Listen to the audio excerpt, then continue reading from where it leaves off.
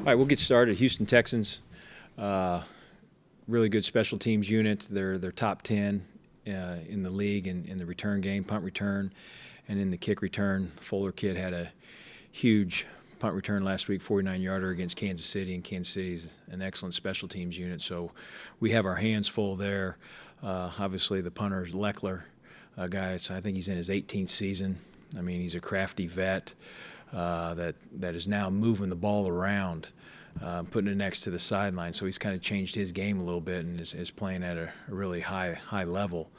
So a lot of work to do. We're still concentrating on us. We're not where we need to be yet, and hopefully we'll take another step this week and help us win. So with that, I'll answer any questions.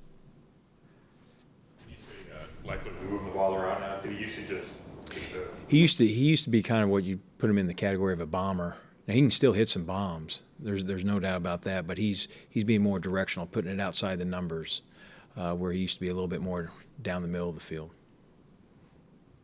He gets things straightened out here a little bit. I think it's just, have confidence in the kid. I think just needs to get out there and do what the good Lord has given him the talent to do. And I think that he will do that. He's had a good week of practice. I'm excited for him. He's going back home, and being able to kick down there in front of his friends and family. So looking forward to see how he bounces back this week. How's he, from your perspective, mentally handle? I think he's been good. I mean, obviously he's disappointed. There's no doubt about that, and I mean, that's not a bad quality. I mean, he cares and wants to do well, and he's going to do well. But he knows that sometimes this happens, And what I tried to tell him, I said, hey, you were not the only kicker that missed 2 kicks on Sunday. Mason Crosby missed 2 kicks for the Green Bay Packers on Sunday also. It does happen. But what mark of a good pro is getting back up, bouncing back, working hard, and he's done all those things to give himself a chance to play at a high level on Sunday. you had Cody had that one game, the real tough game when he got here last year. Like, do you say kind of similar things if a guy struggles? Yeah, I think you have to kind of know who the player is, what kind of makes him tick a little bit. Zane is a guy that not a lot of things bother him, but I can tell deep down that he's ready to. He wants to get to Sunday, and I really admire and respect that in him. But I think sometimes it's a fine line. You don't want to overtalk it too much. He's missed a few kicks. I know there's other kickers in the league that have also missed, and he's going to get other opportunities. And when he gets those opportunities, just make those kicks, and he can do that. Obviously, Aguayo is a notable case, a notable example of a kicker who's drafted recently who kind of didn't do well. But is there extra? I mean, do you think there's something to when guys are drafted and extra pressure or expectation, because so many kickers are able to kind of come in under the radar, as undrafted guys, and maybe they don't have that label or that kind of that almost burden or whatever you might call it. Yeah, I think that when you look back and you look at things, when you draft a kicker, obviously he's had a good college career, so he goes through his college career, and then he's going to start training for the combine.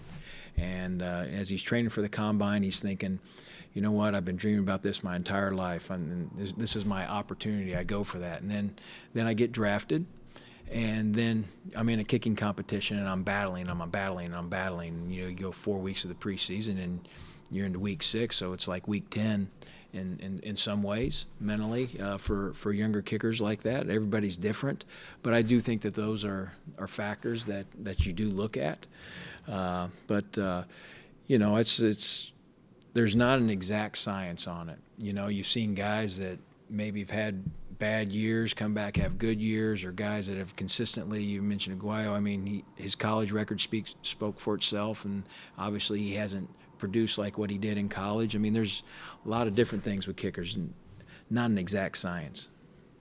Are there any examples or many examples of guys who kind of get it right away?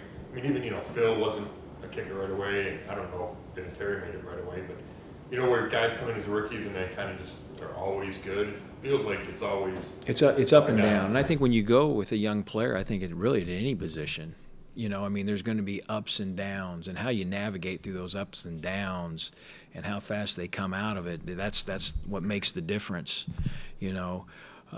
I think the hard part for kickers, obviously, is because everyone says, well, gosh darn it, they got to make all those kicks each and every play. You know, when you see a younger player at another position, you don't say, hey, you got to make all those catches or all those throws. But it is a different deal, and I understand that. But at the same time, a player is a player with regards to growing pains and going through and working through those things. But I think he's a very resilient player, and I have confidence in him.